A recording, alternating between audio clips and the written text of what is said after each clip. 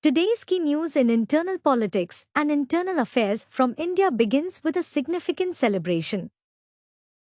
India commemorates Teachers' Day on the birth anniversary of Dr. Sarvepalli Radhakrishnan.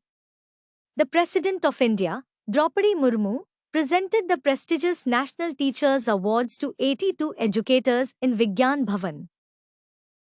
The awards, comprising a merit certificate, 50,000 rupees, and a silver medallion, recognize outstanding contributions to education.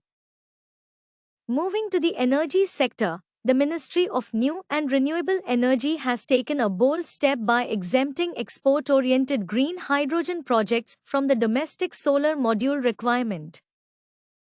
This measure aims to cut production costs and elevate India's position in the global green hydrogen market.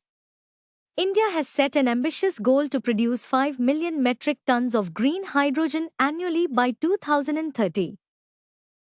In pension reforms, a centralized pension payment system, CPPS, will be implemented starting 1 January 2025, allowing employees' pension scheme pensioners to receive payments through any bank, any branch across India.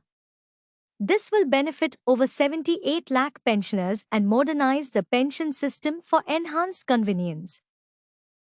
Shifting to state-level legislation, Punjab has passed the Punjab Apartment and Property Regulation Amendment Act, aiming to control the rise of illegal colonies and offer relief to small plot owners.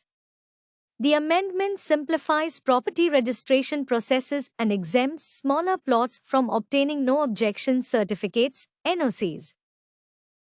Finally, a major technological reform in toll systems is underway. India is preparing to launch a GIS-based real-time toll monitoring system and a GNSS-based toll collection system. These changes are expected to improve traffic management and user experience significantly. And that concludes today's top headlines internal affairs for 5th September.